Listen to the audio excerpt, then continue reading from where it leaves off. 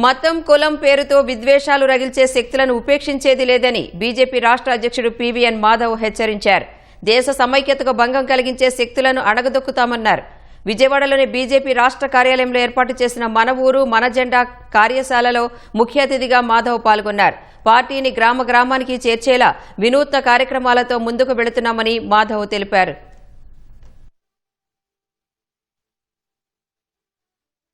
విద్వేషాలు పెంచాలి అనే విషయాన్ని చిమ్మరించే ప్రయత్నం చేస్తున్న మతం పేరుతో కులం పేరుతో విచ్చలవిడిగా మాట్లాడే తీరు ఏదైతుందో ఎక్కడొక్కడ ఉపేక్షించుకోవడం, ఇవాళ భావ స్వేచ్ఛ ప్రకటన చెప్పి యూట్యూబ్ అని మిగతా ఛానల్స్లో ఏదంటే అది పోస్ట్ చేయొచ్చు అనే అభిప్రాయం కూడా చాలా మంది ఉంది. దాన్ని కూడా తప్పు అనే విషయాన్ని కూడా గట్టి హెచ్చరిక ఇచ్చే విధంగా మనం చట్టాలు రూపొందించాం, వాళ్ళని శిక్షిస్తున్నాం. ఇటువంటి శక్తులు ఎక్కడున్నా కూడా వాళ్ళని ఎంచి వాళ్ళని తరిమి కొట్టేంత వరకు మేము అన్ని ప్రాంతాల్లో కూడా ఇటువంటి విషబీజాన్ని నాటే ప్రయత్నం చేస్తున్నారు, మత మౌఢ్యాన్ని పెంచే ప్రయత్నం చేస్తున్నారు. వాటి పట్ల అందరూ అప్రమత్తంగా ఉండాలి. ప్రతి వ్యక్తి కూడా తన పక్కింట్లో ఏం జరుగుతుందో గమనించాలి. ఇటువంటి శక్తుల్ని ఎప్పటికప్పుడు ఏరి పారేయాలి. అటువంటి పని ఎన్ఐఏ చేస్తుంది. ఆపరేషన్ కగార్ నేతృత్వంలో నక్సలిజాన్ని పూర్తిగా రూపుమాపారు.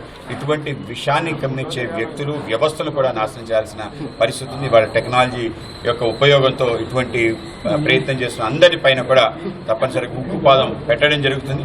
కేవలం అరెస్ట్లే కాకుండా దాని వెనకాల ఉండే వ్యవస్థలు కూడా నాశనం చేస్తుంది.